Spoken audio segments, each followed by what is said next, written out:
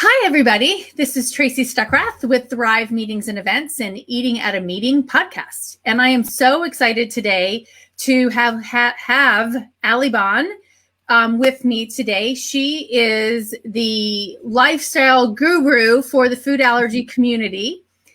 She has lived with life-threatening allergies to numerous foods, including 4 of the top 8 allergens, and we'll go through that in a few minutes, as well as having environmental allergies and asthma her entire life. She has written a blog for children with food allergies and their parents called Miss Allergic Reactor since 2008.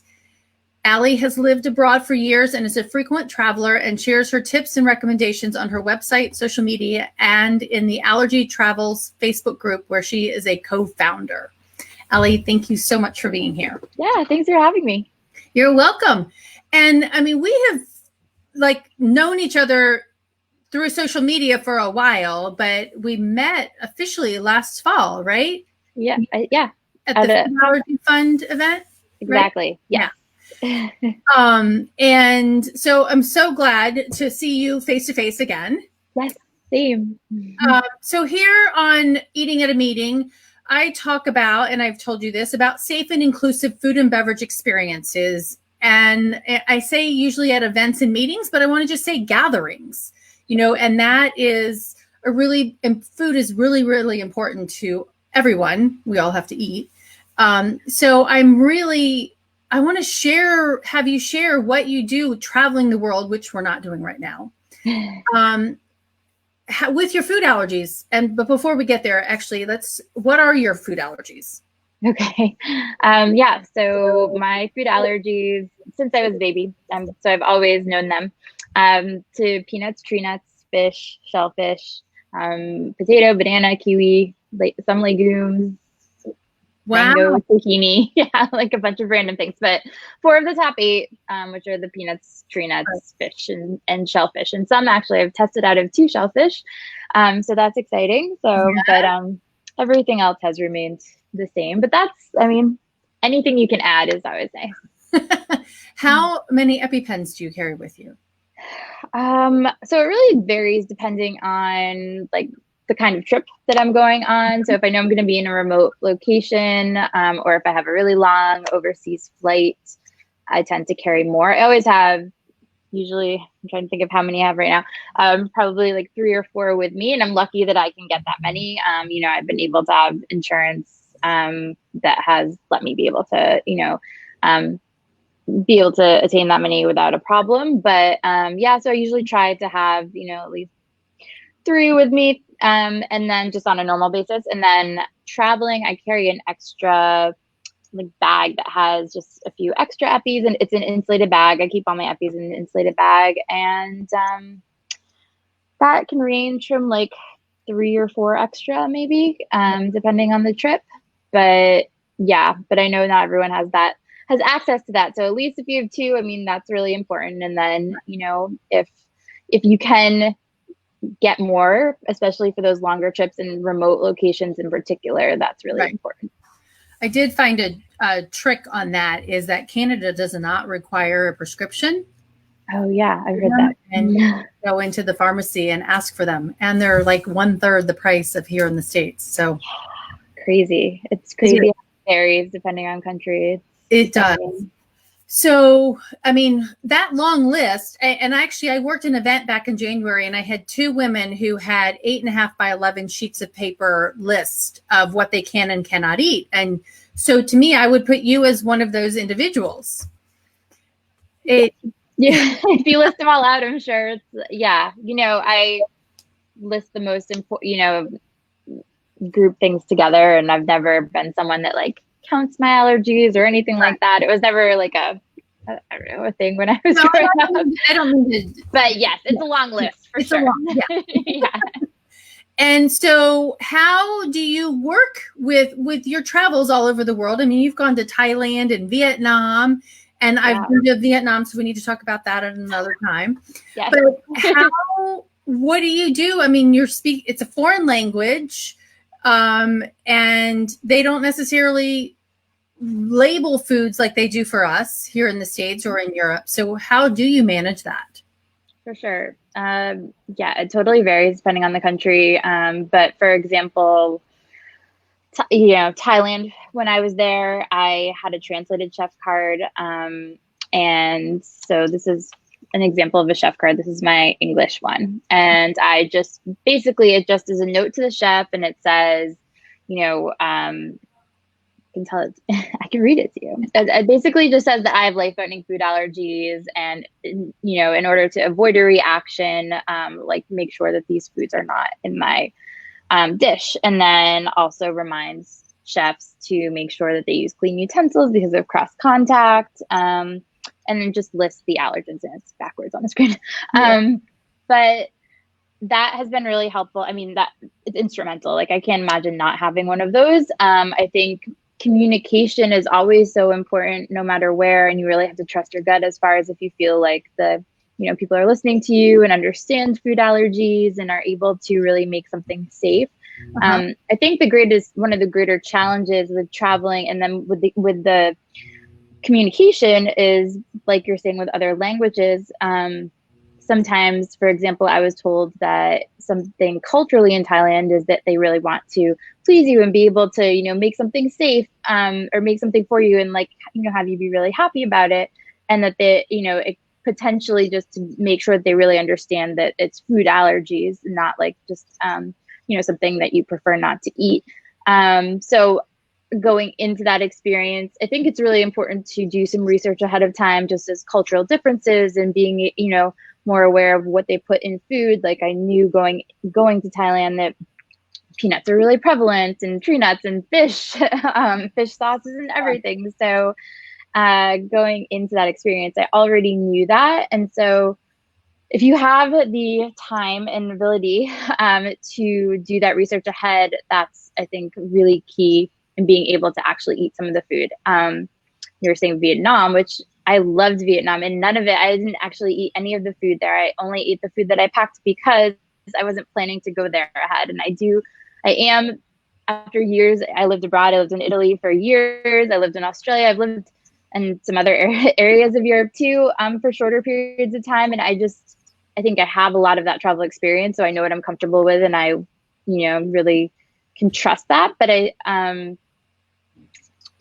think that, a piece of that is really knowing what you're going into and being able to sort of assess if you need to, for example, if you're not prepared and you need to just decide to stick with your own food, and that's a safe choice, but you can still experience the place. Like, I had an incredible time in Vietnam, could not wait to go back, and none of it, it didn't have to do with the food because I hadn't done my research. So I knew if I hadn't planned and I didn't have, a chef card that was in Vietnamese, even if it was on my phone, even if I could translate on my phone, I feel much more confident. And honestly, just having something that you pass to someone and you're like, right, this needs to be seen in the kitchen, is so important, I think, and has saved me from having so many potential reactions. But I knew I didn't have this in Vietnam, so I made the decision for myself. Okay, if I'm going to do this, I'm going to decide to go on this. I was already in Thailand and decided to go to Vietnam from there. If I'm going to decide to do that, then I have to make a compromise, and my compromise is going to be I'm not going to eat while I'm there, besides food that I brought. And so that's what I did. And I had packed a ton of extra food, an entire, smaller suitcase, pretty much of food, because I didn't know exactly. I tend to be not the most planned sometimes with trips because I don't always need to be. And so, why not? Yeah, and I kind of enjoy that. So, so I just planned ahead, knowing it could be really challenging, and I hadn't been to anywhere in Asia yet at that point. So I just wasn't sure what I could get at the grocery store, what to expect exactly. And, now I know, and I've shared a ton of that on my blog and on my YouTube channel of just videos of the grocery store, so that hopefully travelers can see that there are actually a ton of American products and things that probably they would be surprised to see in the grocery store and don't need to pack quite as much as I did necessarily. Totally depends on your comfort and everything. But yeah. I liked one of the videos that you did. I think you were in Thailand, but you took over the Hershey's Kiss or Hershey's chocolate bag, and you're like, even though it's made by Hershey's, you still have to trust, you have to read the label, because you can't necessarily trust the manufacturing in another country.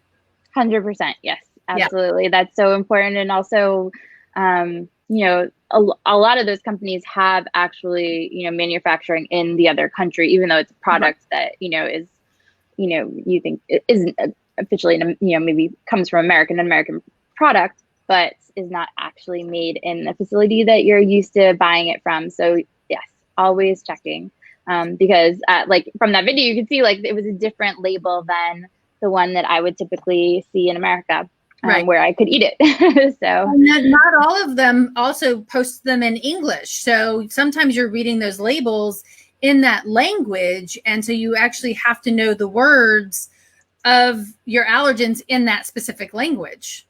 Absolutely, which is really tricky. But the best tool now, I think, is Google Translate has a camera on it, and it's incredible. Like you can literally, you don't even have to take the picture. You just hold it. It's like magic. You just like hold it over the words, and it translates them as it's like looking at it. It's crazy. But in restaurants, amazing. Yeah, really quite helpful. So thank you for Google. Menus. Yep, yes. I know. Yes. So I have these meal cards that I sell to meeting planners. And they're more individualized. I have some that are like gluten-free, dairy-free, but kind of it's bright. It's like 3x5, but it's to give you when you show up, you would get something customized because of your allergens. But you know, it's really important. You give this to the waitress, you know, whether you're at an event or you're in a restaurant, to say, give this to the kitchen. Yeah. Yeah. Because it helps explain that. Okay. So one of the questions that I asked you pre being live was, what do you consider a safe and inclusive food and beverage experience? Yeah. And I love the word inclusive, I think, because a lot of people, I think, feel like they are not included sometimes in the food space when they have different food allergies or celiac or some sort of, you know, restriction that's health related. And so my expectation has always been that I want there needs to be open communication on both sides. I feel like it's a partnership, really. It's, you know, it's the customer and it's the food establishment, and you need to work together. It's sort of like a team effort. Yep. And my expectation is always, if they can serve me something safe and they feel comfortable with that, and I'm trusting them, you know, it's really like it's both of us working together. That's awesome. And I think it's also important to be considerate about what they're able to provide to you. Like, I don't expect, you know, the most amazing, totally different, unique, you know, creation of a dish all the time. Like, if it's safe and it tastes fine, then, you know, depending on where I am and what it is, like, that's okay. You know, there's some times where I've traveled and it's been so hard to find anything safe. But I think if someone's willing to work with your food allergies, which are challenging and it's not easy in a kitchen and there's so much going on and there's all these other customers and all this other food and smaller spaces and many people, like, to have, I think it's really important that you know, you don't have this crazy expectation, that you have the expectation that you're working together and you're going to be able to eat something that's safe. I think that's like a very inclusive situation. So I think it's definitely, I think communication is just so important with the entire process. And you're right on. I don't know why I can't get those words out of my mouth. And I mean, and it's communication, because you're the diner and then you're communicating to a server, and then you're communicating, and it's like the telephone, you know, with the cans and the string when we were little, and trying to get that message. So if your card says, you know, this has to go to the kitchen so they can read it, I mean, I think that's valuable in making sure that communication is clear, because getting it translated, especially in a foreign country, from one to the other and on to the chef and then back to you is really hard. Yeah, definitely. So Erica just posted a question. So do you create this teamwork with the server only, or at what point do you meet and talk with the chef? So that's a great question. Yeah. Typically I will see okay, there's a few different situations. If I'm walking into a restaurant and I haven't called ahead before, typically I try to let a restaurant know if I'm coming in, if possible, because, I know that my food takes extra time and extra work and clean utensils and a lot of things that it would be helpful if they knew ahead of time. So I try to, if I know ahead, I will call ahead. And then usually when I get there, someone's like, oh yes, blah, blah, blah. And they know, and then there's already started that communication. If that hasn't happened, which, you don't always know ahead of time that you're going somewhere. And that also has happened plenty of times. I'll see how, I trust, I trust myself and I read people's body language. And if they seem receptive to what I'm saying and their tone of voice, and I kind of go from there and I judge it that way. If I think the server really gets it, they've taken my chef card, they're like, oh, definitely I'm going to go bring this to the chef right away. And I'm going to show them, and, we have this conversation and there's really good communication between the server and I, then I feel really comfortable with just having that point of communication usually. If I don't feel like the server is understanding the severity, or they're just kind of yesing me like, okay, like I get it, then I'll go try and I'll ask for the manager. Usually that's the next step. A lot of times now chefs will come out and talk to you. Totally depends probably where, but I think it's more and more common now that if you talk to a manager, a chef will come out, or you'll talk to a server and the server will have the manager come over to the table. Depends on the restaurant, probably the area of the country you're in, all sorts of things. But I think that procedure is becoming more common. But it's really about just, seeing if they're being receptive to what you're saying and they hear you. I know I've been a server at a restaurant before when I was younger, and I know it can get really crazy. Like, you're taking multiple orders, multiple tables. Yep. There's a lot going on, a lot of things to do, crazy multitasking. And so you have to make sure that you really have their attention. And so really reading if they're really listening to you or not is really important. And then if I don't feel like they're listening, then that's really my sign to ask for the manager. Well, and I think now, and Erica wants to see that card again. It's also, I have a free template on my blog too. Not that, honestly, there's no like perfect card. Anything that you're going to make and give to them that explains food allergies, I think is, I guess it's not backwards. This way. I think it would go backwards, but it's not. And I'm putting your website address right now. So she's got a template on there, but what you were saying is communication and watching their body language. And with COVID and everybody wearing masks now, I think that makes it even more important to clearly communicate and getting that, making sure that, because it's hard because it's muffled behind a mask. And having that card, I think, really does add to that level of communication. Yeah, for sure. And I haven't gone out yet. We were talking before, I haven't gone out during this COVID period yet to dine out. I live in Philadelphia and it's been a very slow process of opening things. And now our numbers are going up. So I don't know exactly what will happen. But I personally have asthma and I just haven't felt comfortable yet dining out. And I think what I've heard from friends who have gone out, and I've only, I feel like, had a few friends here and they're going out, once or twice. And they've said that a lot has been done like on their cell phones, ordering and different, electronic ways so that people are not really having that same communication. Right. So that's, I'm definitely curious about that because I think that will be definitely much more challenging to be able to trust and understand that they really hear you about the food allergy piece. And I'm sure there will be ways to figure that out as time goes on. And if this is, our new norm with wearing masks.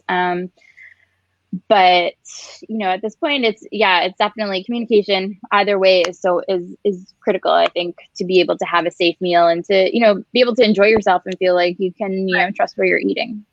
Yeah. And it's definitely going to be a challenge. And I know that some restaurants and hotels are going to be, reducing their menus So they're not producing their 25-page menu. Why they want to do that, I don't know. But producing their menus. So, I mean, I would hope if chefs, if you're listening, when you're designing your menus, go ahead and be proactive with labeling them, because that helps so much. And I mean, we do want to know what your practices are in the back of the house. And that's a lot of food safety questions have come up from meeting planners now. You know, what are you doing differently? And I think labeling, this is the time to label and be more proactive and communicate about dietary needs. Yeah, definitely. I think labeling is really important. Having a note, and this can go either way, because I am originally from Massachusetts, where there was labeling laws, restaurant laws passed as far as, you know, writing on your menu to let your server know if you have food allergies, for example. And some places actually are really great about that. And about like serving someone with food allergies. And it's honestly, like, people are so much more aware now of food allergies in Massachusetts, that I think that was like the biggest change that made.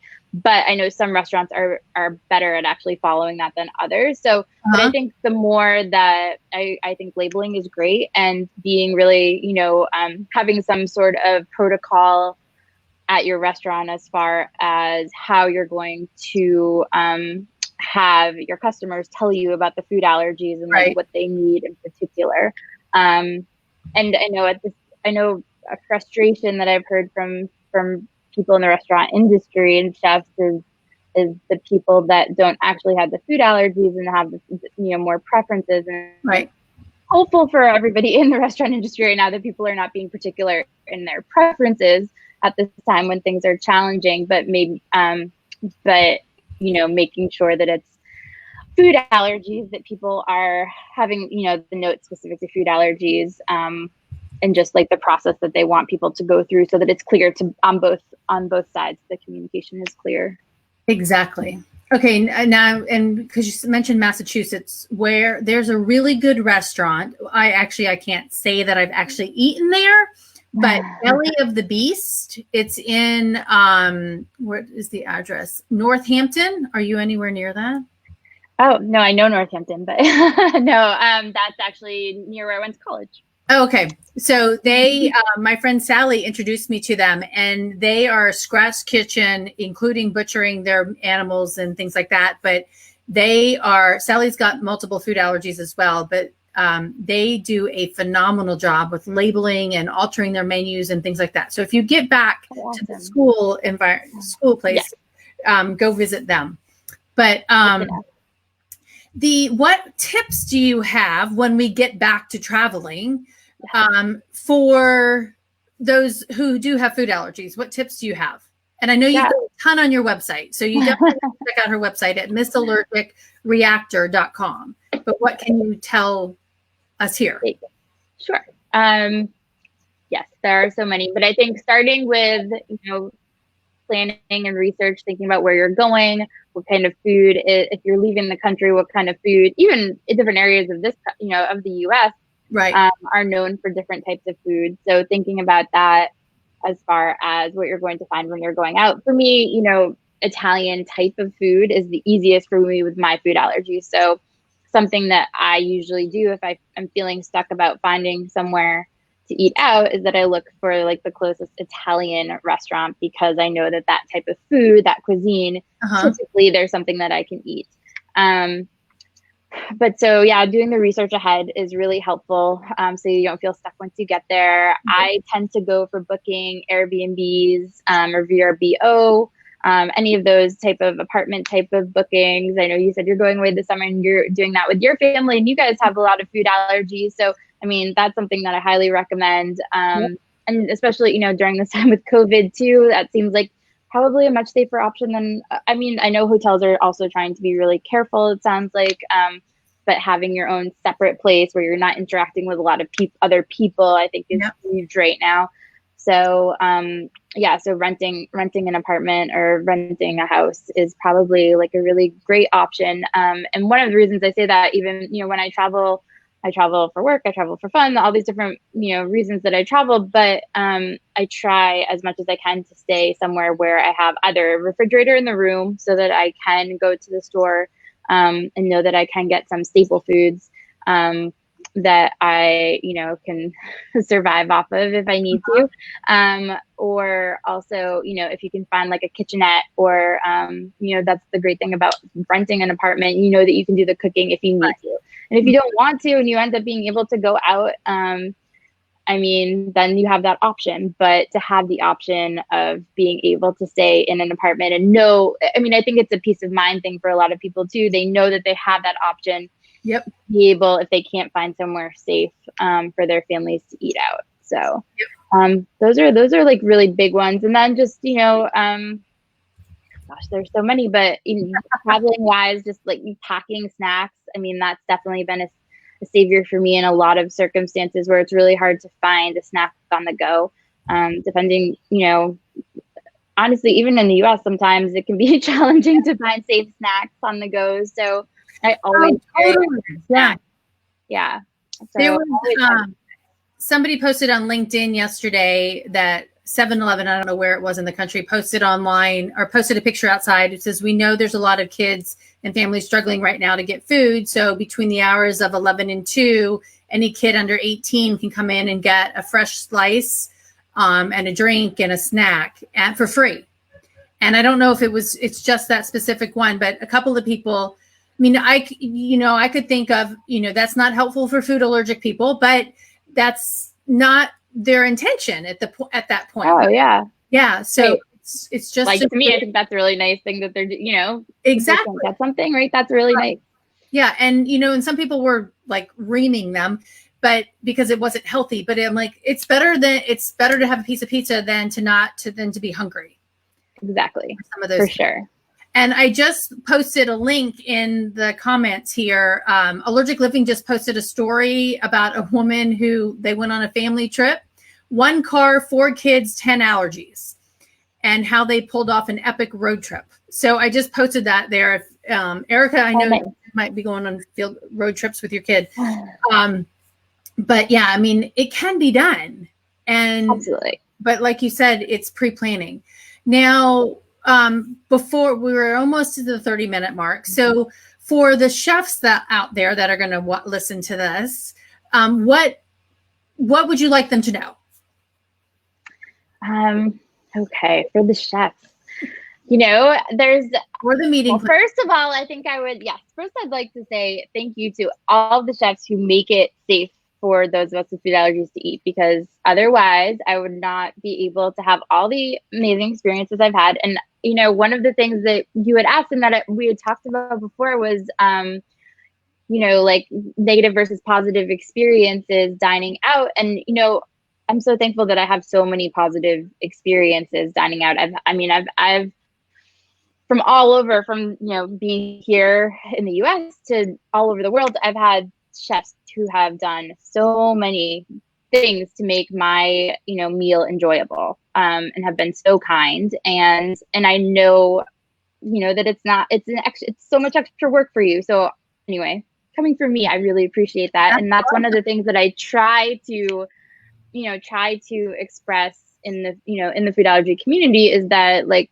really a lot of it's about, gratitude. If someone's going to work with you and be willing to do that, that's, a really important thing. And, something to be really grateful for. I think for the chefs also, food allergies it's not like a choice. And I think a lot of you get that. So I'm probably just, reiterating something you already know, but, I wish that I could eat anything because I love food.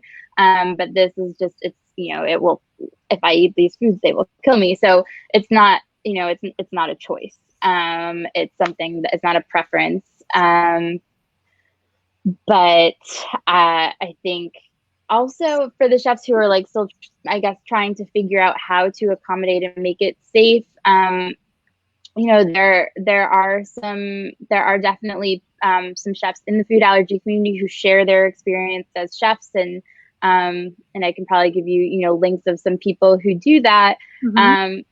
Because I know that maybe it maybe for newer chefs in particular, it might feel challenging to figure out substitutions for different foods and things like that, or overwhelming, or like an overwhelming process, because you're busy and you're making food for so many people and doing so many different things all at the same time, and managing people and bringing food and doing all sorts of things. So I guess knowing that that is appreciated, and then that that also there are some chefs out there who have figured out sort of like a routine of how to make it more manageable. And so to reach out if you're looking for, a model of that, I guess.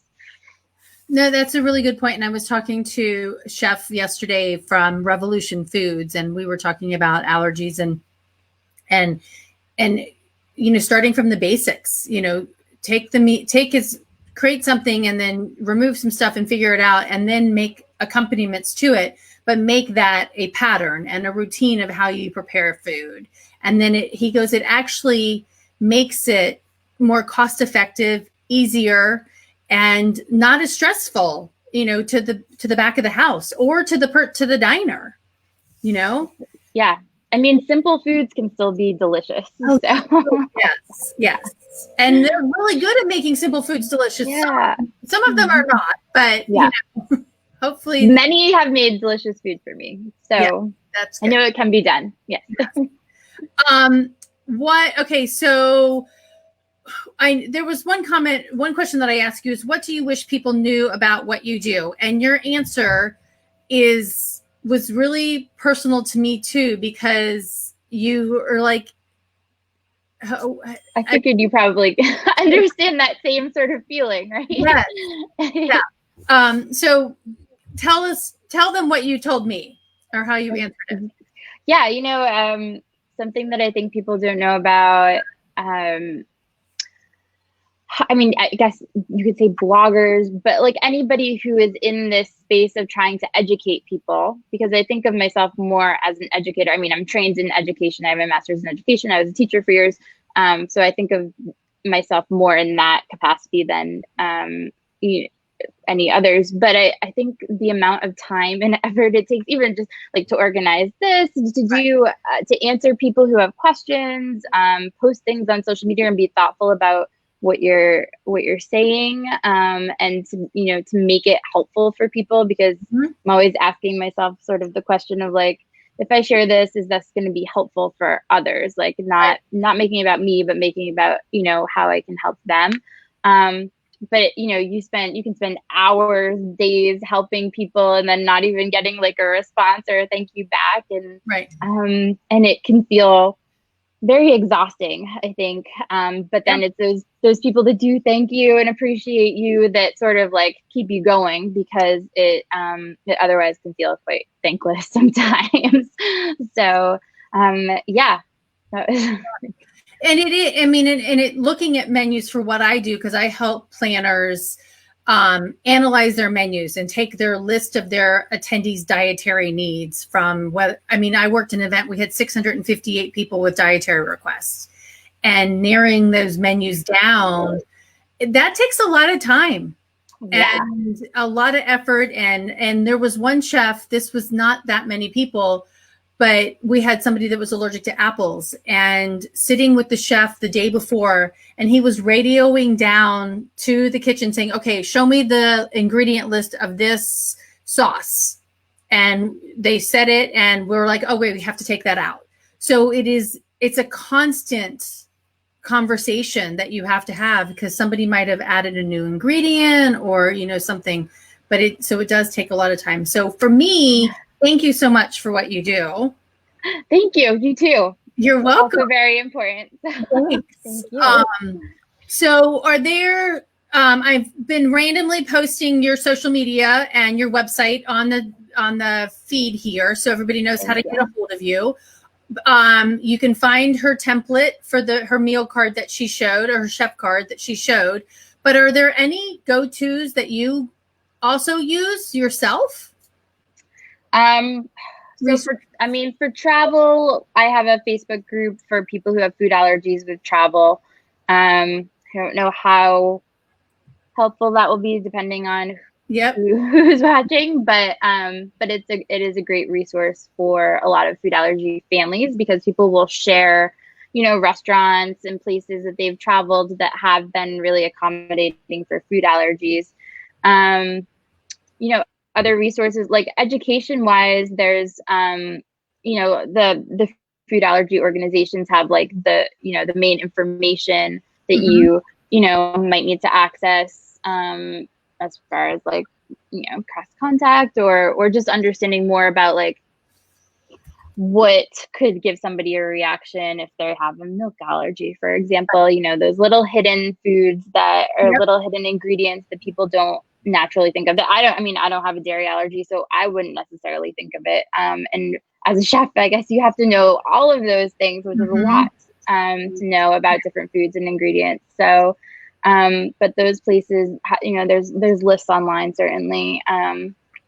And probably, most of them know this, but other resource, looking on social media too, just like putting in hashtags on Instagram that you're, looking for information. There's a lot of people that share really good information. There's, if you, look for food allergy chef, that's probably a hashtag. And there are some people in the community. I'm like, trying to think of what their actual, I'll give you the information of people that I'm thinking of, but there's definitely people out there that are good resources. So okay, well, thank you very much.